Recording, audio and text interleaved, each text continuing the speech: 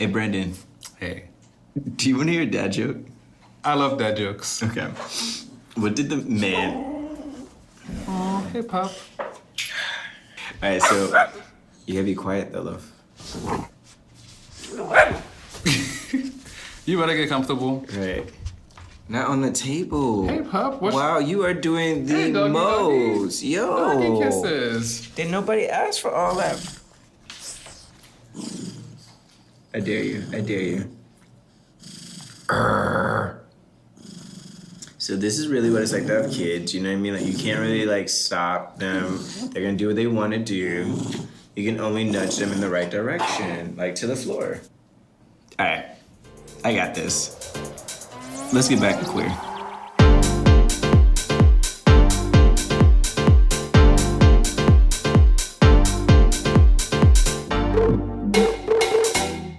Since I was a little baby playing house in kindergarten, I knew I wanted to be a dad. Probably because I'm a junior. I can still see the smile in my dad's eyes when he would see me playing the original Sims game on the computer and ask if I was naming my character son Glenn. I never did, but it made him smile when I told him yes. I love my dad. I'm grateful to my grandfathers, uncles, coaches, and male teachers I had to guide me in my youth. Now, walking firmly in my adulthood, a lot of my friends are responsible for the new little people of the world. My youngest brother and his wife recently had their first child last year, and baby fever is a real thing. Being fluid, I'm pretty clear that becoming a father might differ from that of my role models, but I have a clear vision of how I'd be as a dad. A few years ago, I was entertaining the thought of starting the process of becoming a dad. So this episode is me simply exploring my curiosities around being a dad who's queer by talking to other dads who are queer. So I started this journey off with a conversation with a friend of mine who had a lot of insight to offer. So I'm Rich, and the biggest thing to know about me is that I am a dad, and that's the title that I carry and enjoy the most. So I have a daughter who is coming up and going to be 14, which is wild, and she's about to start high school this upcoming September. And then I have my son who's going to be 12, and he's just a ball of joy. So I have, I don't have babies, but they're still my babies, but they're not really babies. If I call them babies, they would have a fit, but yeah, those are my two babies. So I would say at this stage of my life, being a dad for me is really important for me to be someone who's just investing in my kids holistically, right? I think being a dad is being a dad. I think being queer is just a bonus.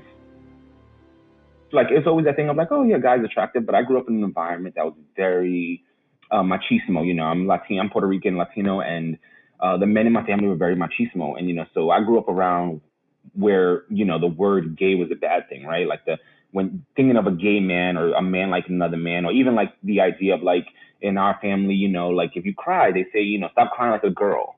And so this idea of like what masculinity was, just, being gay didn't seem like a reality. Like that seemed like there was, those people weren't me. And so because of that, I feel like a lot of my time with being a dad and a husband early on was focused around like creating what this idea of success was, right? Like, what does the traditional family dynamic look like? And, what financially stable looks like, and all these, traditional things. And then, we started going to church. And that's Rich. We met a couple of years back when we both held office spaces at Brooklyn Commons. Rich was a Christian because to him, Jesus felt like a good blueprint for being a father. Him and his then wife became pastors, and eventually he had his own church. But he had a nagging and unsettling feeling. So he listened in and started questioning it. I started wrestling with a lot of theology of what does it really say about, things around homosexuality and that sort of stuff. There was just this idea of like, when you hear the church talk about the LGBTQ plus community, it always felt like it was like a them versus us kind of thing. And I'm like, man, the church is really good at knowing what they're against. So like, I can't hear what they're for. Like, they haven't told me what they're for, but they keep on telling me what they're against. I started having a lot of anxiety issues because of it, of like, man, something is not matching up. Like, I'm having these feelings that I feel like I'm have suppressed. And then I have like this person that I follow called Jesus, and his theology is rubbing up completely against what I believe. And I started going to therapy. And I think through that experience, it really helped me realize like, oh man, like I'm not living my true self. Like that's the issue for me, is that I'm not being able to walk in my truth and walk in my journey and really be who I am. And so I'm getting up on Sundays to preach to people about, living freely and living vulnerably. And here I am like completely in bondage. After 12 years of marriage to his wife, they separated, and he began to face his inner conflicts directly. Now we're in a great place, but initially we didn't even tell the kids because I felt like there was so much transition happening of like them moving out and mom and dad divorcing, and so I didn't come out initially out the gate. One of the most important things we did with our kids, even like with the initial separation, that we put them in counseling, because there was so much transition happening so fast. They're kids, they don't have the answers. Their normal is literally flipped upside down. So it's one of those things that sometimes keeps me up at night as a dad. The biggest thing I can think of, and this is because they shared this with me, is like they felt abandoned, right? Like they felt abandoned because the dad and the life dynamic that they knew had changed. Of like, dad, you're choosing something else over your family. And, it felt to them, it felt like a choice. But to me, it felt like life or death. I feel a great warmth listening because I'm hearing that choosing self doesn't equal neglecting others. Rich's vulnerability becomes the new standard for his children and those that come after. Probably a year and a half ago, if like someone was like, hey, come on my podcast and talk about your life, I probably would have been like, oh, hell no. I think the thing that helps me now is that I watched this thing called The Call to Courage by Brene Brown, and she talks about vulnerability. But I think like even when I was a pastor, the vulnerability component for me was missing because there was like this narrative that I had to control around me. And for me now, I think being, gay and coming out and being vulnerable is the most important thing in my life. And I think that was the biggest lesson for me in all of this, is that like, man, you have to be vulnerable to like fully live who you are. Like, yes, you're going to get hurt. You're going to get disappointed. People aren't going to understand and accept. And that means even my kids. And that's hard because as a dad, you're saying, even I love you guys more than anything in this world, and I'm willing to give up my life for you. But it is important for me to still be vulnerable with you guys and live my truth, even if you completely don't understand it or appreciate it at this age. But I think vulnerability is the most important thing. This vulnerability is so important to him that it's rubbed off on his son, which, as you can imagine, makes him a very proud dad. Him being a brown boy, and he's not a small boy, he looks, like a linebacker at, almost 12 years old. And I think people see him and they are like, oh my gosh, there's something so soft about him and so gentle, and he's able to articulate his emotions. So for me, being a father who wasn't raised in that environment where it was easy for boys to express their emotion, that's a huge, huge, huge badge of honor for me. Something to be proud of for me, of having a young brown boy who's able to express himself, be okay with being emotional, be okay with being physical, like still being 12 years old and wanting to walk down the street and hold his dad's hand. To me, is like super proud. Yeah, like comfortable in his skin. Beautiful. What advice would you give to another queer dad or a questioning dad, or someone who's thinking about being a dad, but they're in the LGBTQ plus community? Yeah. I think the biggest thing is like drop any expectations you have of being a dad, because it's like there's no one could have told me how good being a dad would be. Like everyone sat me down and told me that being a dad is hard. Being a dad is, you got to put yourself on the back burner and all this sort of stuff. But no one sat me down and said, there is no greater joy in the world. And don't be afraid to be real with your kids. Like we often want to shield our kids and protect our kids from like hard things. And like kids are strong and they are super resilient. And so like I wish, like one of the things I wish I did better was like have more harder conversations with my kids around this subject, and not it be such a like 0 to 100 kind of thing. If you're a queer dad who's thinking about, coming out or you're struggling with those questions, I think like, even like the question early on of like, how do you define being a queer dad? Like those are questions that I had, like, oh my gosh, I'm being a gay dad now. And for them, it was like, we just want dad. For me, the biggest thing it taught me is like, just be who you've been. Like, yeah, you may be gay now, but like you are dad, and that's all they want is dad.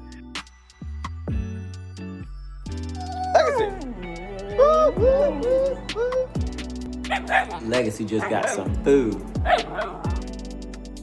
Hey. Everything doesn't always go as planned in parenthood. I thought when I started the journey on this episode that by now I'd be in the process of welcoming a newborn in the next few months. But no, I'm not a father. But I recently became a pup dad to a beautiful pit mix named Legacy. I know. A puppy and a human child are not the same thing, but having responsibility for something outside of myself has increased my capacity for love. I'm learning patience on a new scale and finding different ways to communicate to get the results that I want. I mean, she reminds me to take it easy sometimes. Remember to play, to go outside, to get a breath of fresh air. There's so much new to take in daily, and this highlights an important principle of life. Go with the flow. I spoke with Javier, who has some experience navigating detours of our expectations as fathers.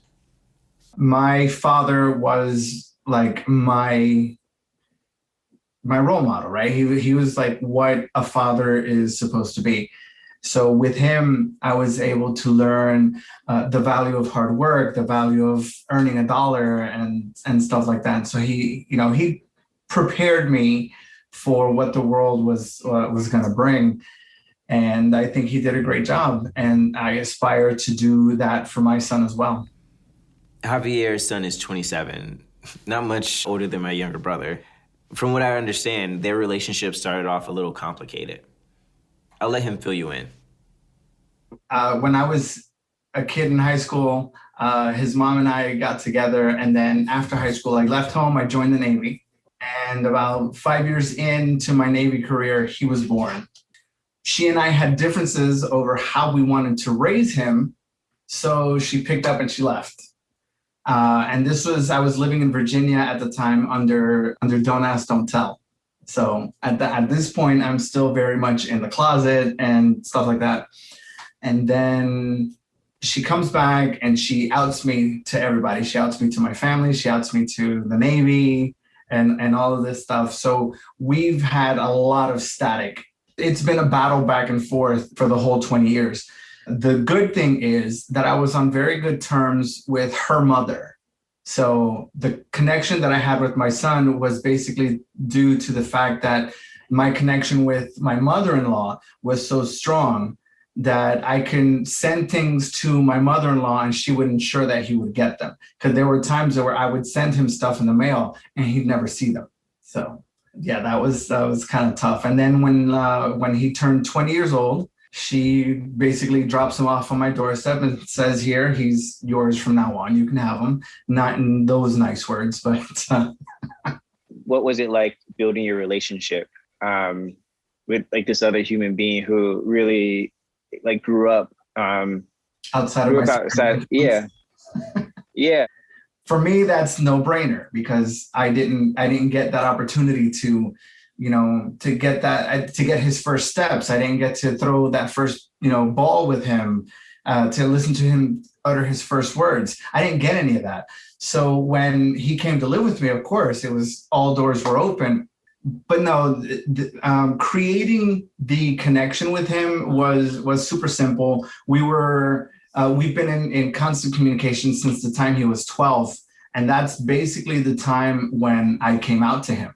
So he asked me the question. He was like, so what's the deal? What's going on? And so I kind of had to spell it out for him. And I knew it was a conversation that was going to come up eventually in my lifetime. So I was prepared for it. And he took it quite well, actually. As a 12-year-old, I was very surprised. He took it quite well and he was like, okay, I don't have a problem with it. So from then on, it actually kind of became a bit of a joke, only because he introduces himself to his new friends as, hi, my name is Xavier, and by the way, my dad is gay. One of the things that I'll say is, if there is anybody who's considering becoming a parent, do so.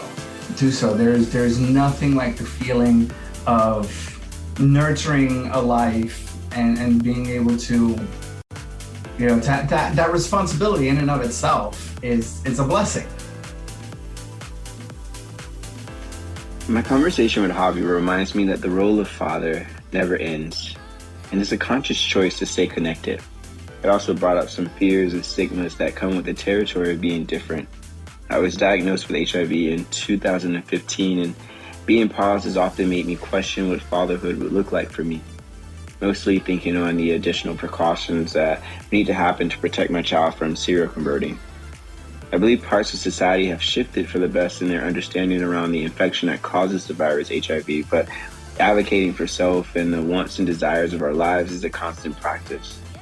As the next stat says, advocate for self. I got a chance to learn from Kayden, an educator and advocate for all dads, gay and straight, about his views on fatherhood as a trans man. Heads up, Kayden was a bit occupied being a dad during our interview, so you're going to hear some commotion in the background.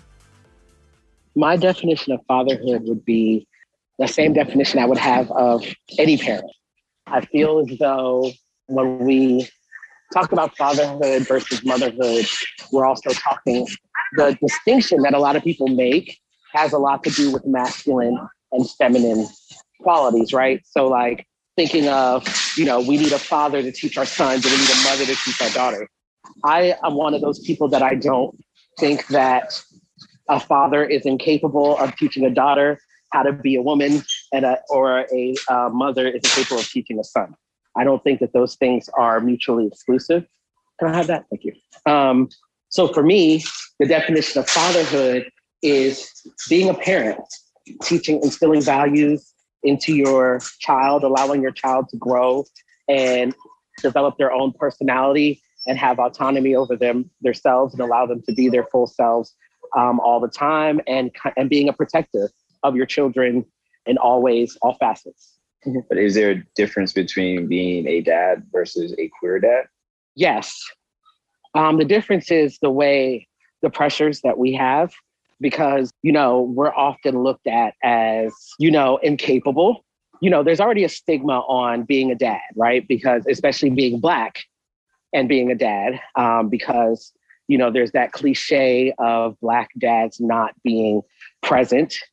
And there's like this round of applause for Black dads who are present, as though it's like an anomaly or something to that effect. When it comes to being queer, you also have to consider your Blackness. I feel like there's a lot of unfair expectations, if you will, that are placed on us. And then everybody's always looking to us, expecting us to, try to force our queerness, or in my case, transness, onto our kids. So there's that part where we have to kind of like really be diligent and, kind of standing up for ourselves and our kids, and worrying about the hate that they may face due to, ignorance and things that people are instilling in their children. What was the process for you around, I guess, like the pregnancy and childbirth? The process, there was no process. Neither one of my kids were planned. I did not plan for either one of them. My oldest I had following top surgery.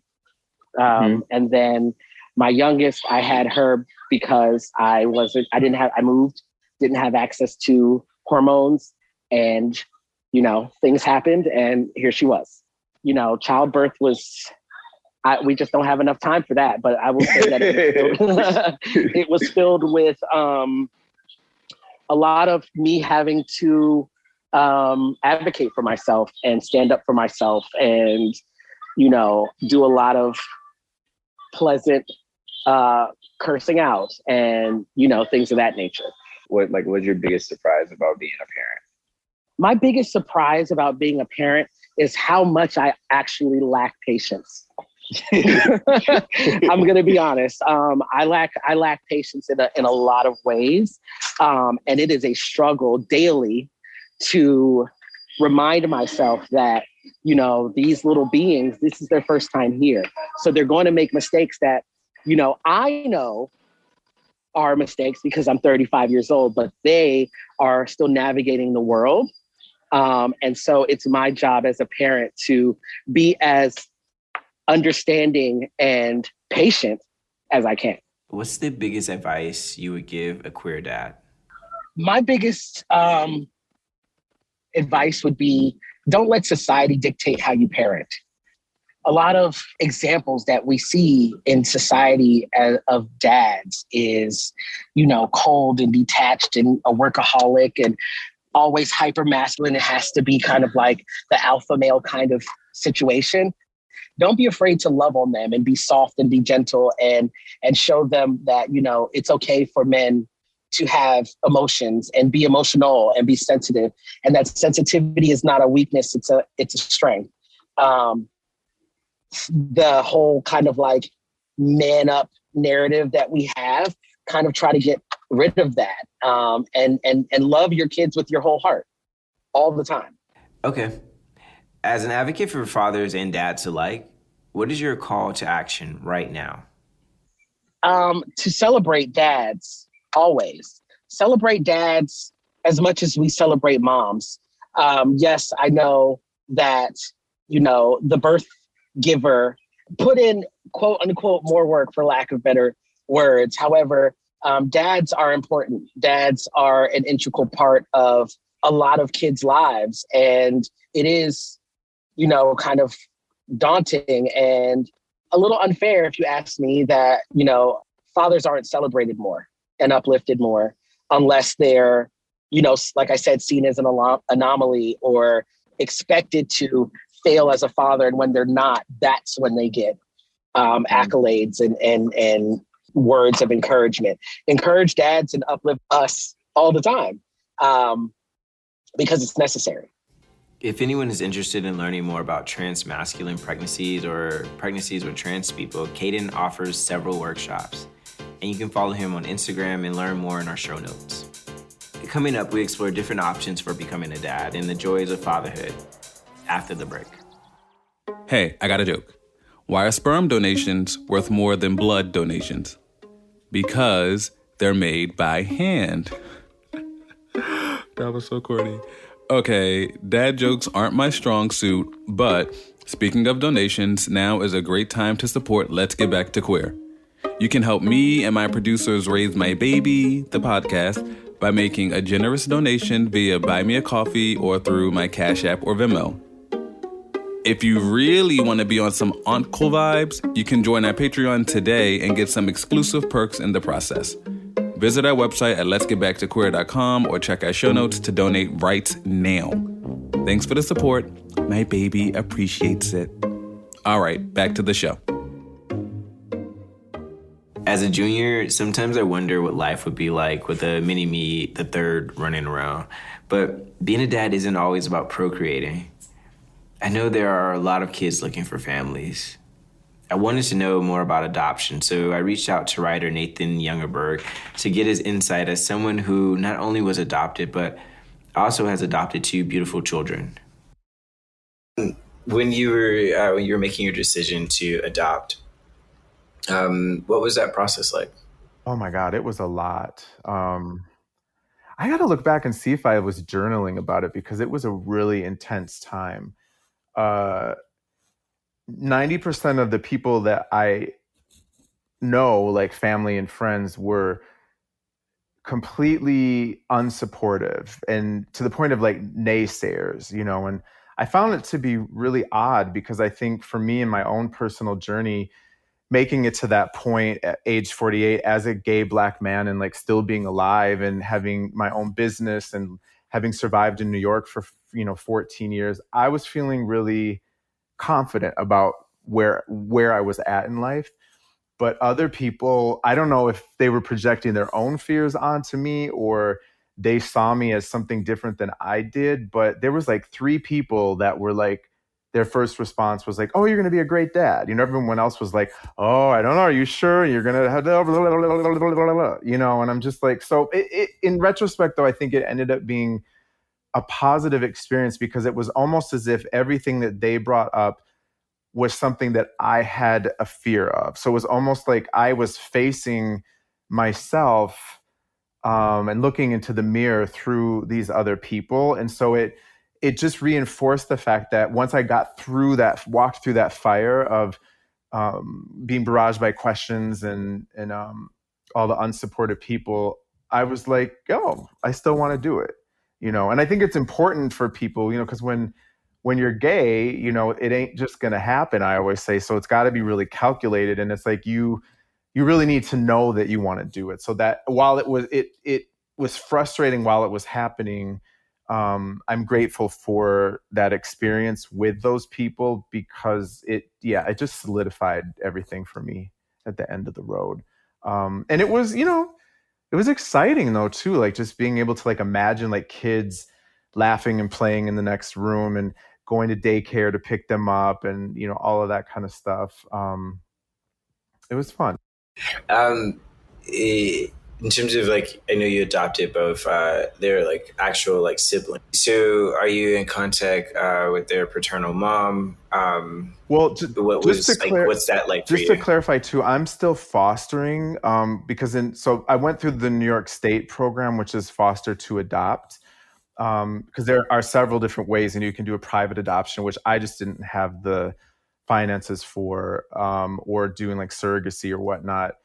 Uh, so with the foster to adopt program, these are children who are taken out of homes and put into the foster care system, and it's geared towards reunification. But of course, there's many situations where the children are never returned to the homes, and then you're able to adopt them. It's just a really long process. So I'm still in the fostering phase. Well, even just talking about that, like, so in the fostering process, and like this is new information for me, like with their ideas that is for reunification.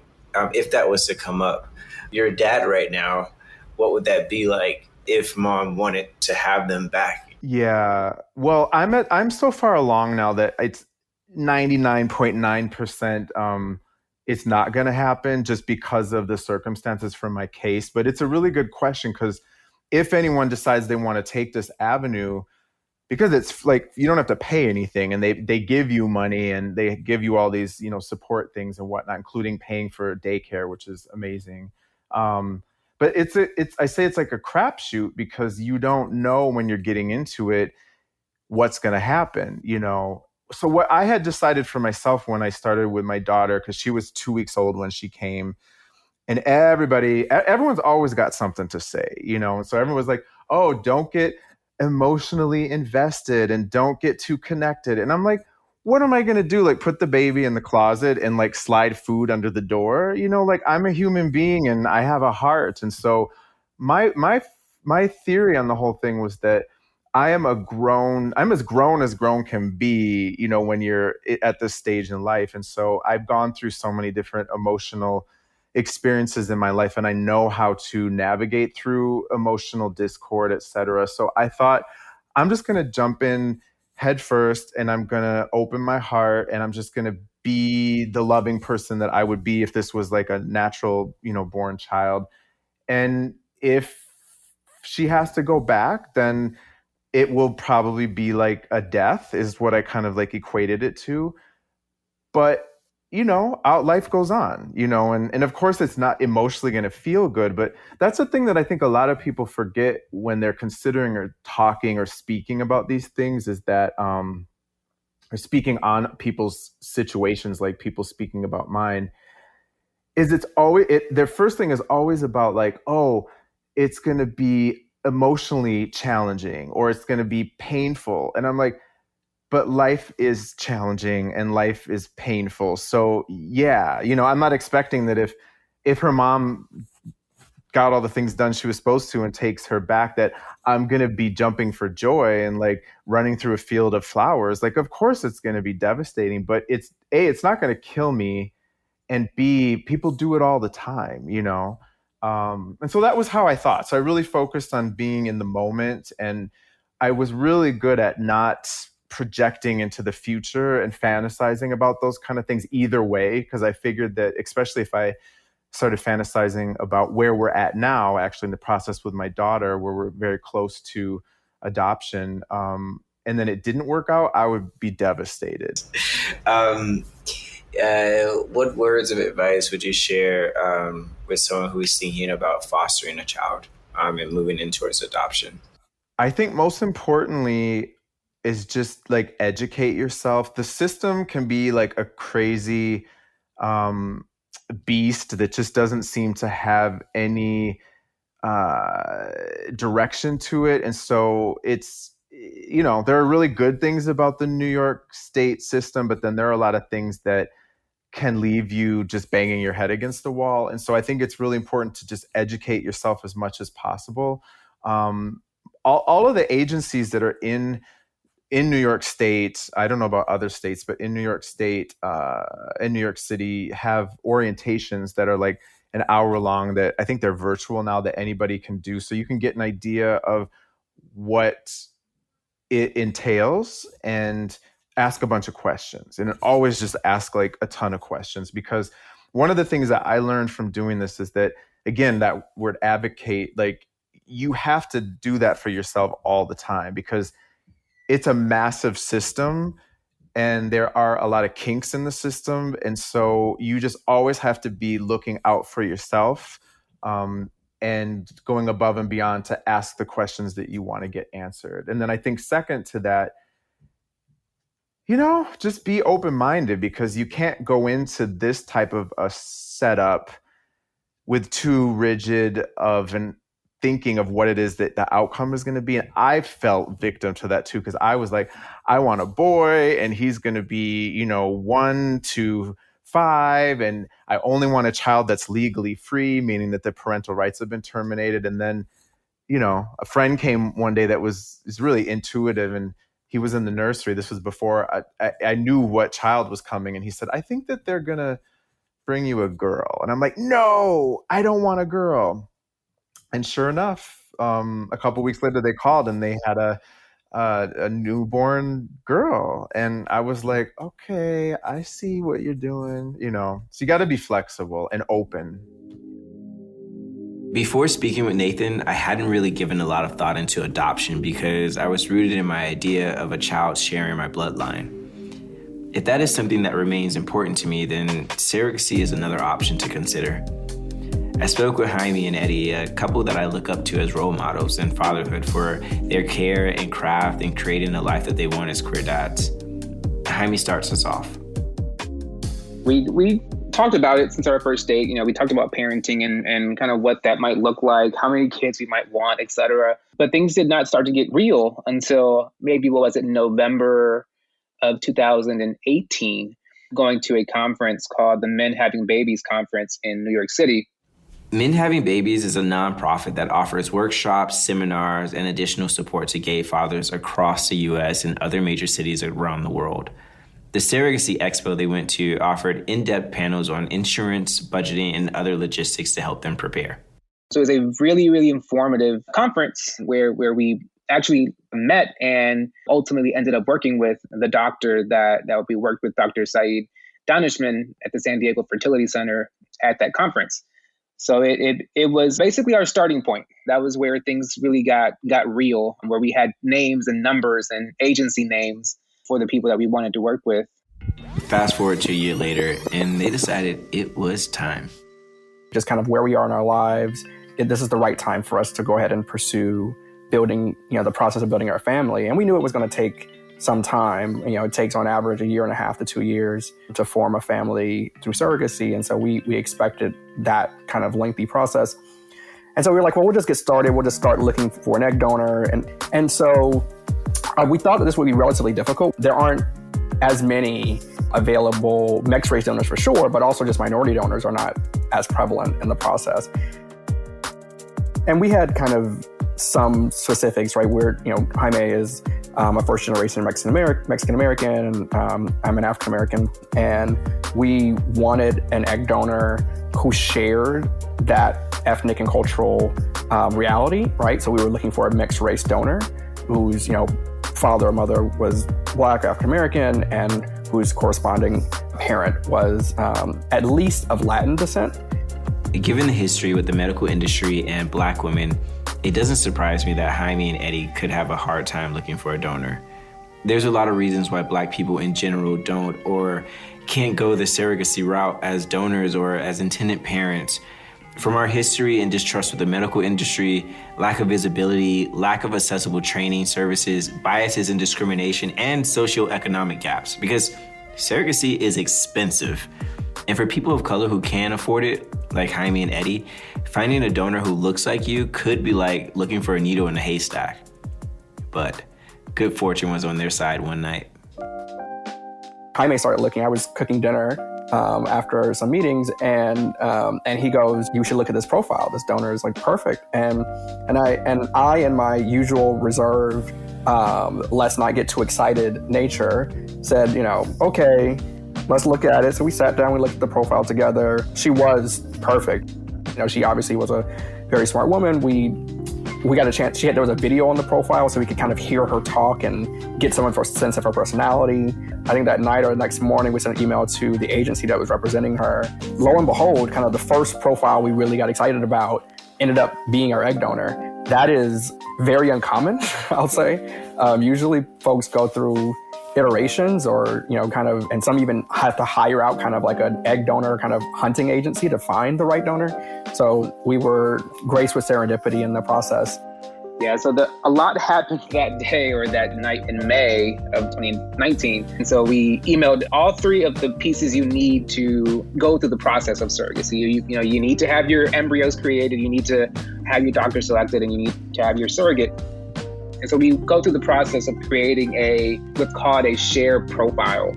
And so we pretty much answered a couple questions. We sent in a few pictures. And so the way that process works, the surrogacy piece, unlike the egg donor piece, the initial screening or selection is done by the potential surrogate.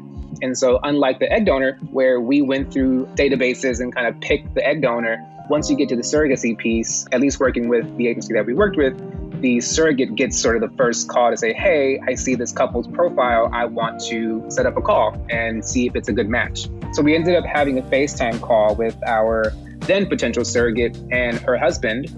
And the call went great. We loved them. The energy was great. The expectations were clear. And that's who we ended up working with. The surrogacy process took some time. So we didn't actually match with our surrogate till, February of 2020. And so it wasn't up until August of 2020 that we ended up traveling back to San Diego for the embryo transfer. The embryo transfer happened at the height of the pandemic. Jaime and Eddie tell me that they weren't sure if they'd be able to be with their surrogate because of the quarantine and social distancing. Regardless, we wanted to be there with our surrogate that day and be a support system. So we ended up traveling and we were able to FaceTime in the facility while our surrogate went through the process of embryo transfer. And that's where it kind of just took off. And we were successful with that first embryo transfer, thankfully. And that's how we ultimately ended up with Theodore. Theodore is blessed to have such loving fathers. And they're blessed to have Theo. Everything happened the way it was supposed to. Eddie and Jaime reflect on their experience of turning their dream family into a reality. Here's Eddie. I think there's something very grounding about life at the beginning, right?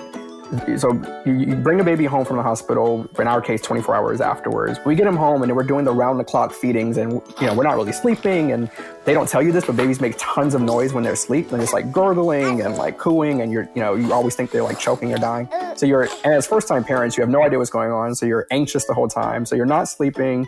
You're hoping that you're doing a good job taking care of the baby. And, you're just perpetually up. 72 hours of that kind of haze can be pretty taxing. And, about 3 days in, I had taken the shift, I was feeding him. And at 7 a.m. on the third morning, and he just started randomly smiling. And so I wake Jaime up, I was like, get up, he's smiling. And we kind of both shared this moment of, where I think all of the tiredness kind of melted away. And I thought to myself that Mother Nature is really good at keeping babies alive. Now that he's here, I think my reflection has been thinking about the village that it's taken to get our son here. I think, we hear a lot about it takes a village to raise a child. And, we're very grateful and lucky to have a really strong support system and network of friends and family. But it really took a village to get through creation, to get through that process. Like Ed said, it can take a long time. It took 2 years, and for us, every step of the way went the way it should have. And feeling very grateful for the people that were involved along the way, just to get Theo to the world, from the egg donor to the surrogate to the attorneys you work with to the nursing staff, OB, there are so many people that you encounter along the way. Trusting so many different people along the way to do so many different things right. So we got lucky, but there was lots of kindness and care along the way, not just between the two of us, but from a very strong village. That's kind of been my big reflection lately. Most babies take about 9 months to be born from conception. But for Jaime and Eddie, Theodore was conceived back in 2018 when they walked out of that Men Having Babies Expo. Talking to these dads has been grounding, powerful, and beautiful. I'm walking away with more pathways in the journey of fatherhood, and I'm confident that we only need to reach out and ask questions to get answers to the things that light the flames of our curiosity. I'm reminded that being a dad looks different for everybody, but showing up is what's most important in fatherhood. That being honest and vulnerable to the ones we care for makes all the difference in having a fulfilled life. Also, remembering to stay open, because that's the real beauty in it. Everything we do in life is a choice, and those choices create the world in which we all live through. I know I'll make a great dad in the future, whenever that time comes, but for now, I'll just take care of my legacy. That's our show. Thanks to all our dads featured in today's episode. And shout out to all the queer all the queer parents out here raising the next generation of little humans. I can't wait to bring some beautiful little Black babies into this world. This episode was produced by Glenn Quentin. Woo woo! Shout out to your first episode. And edited by myself, Brandon Nick, with sound mixing and design by Evan Joseph. Please be sure to donate. All right, catch y'all at the next episode. Bye.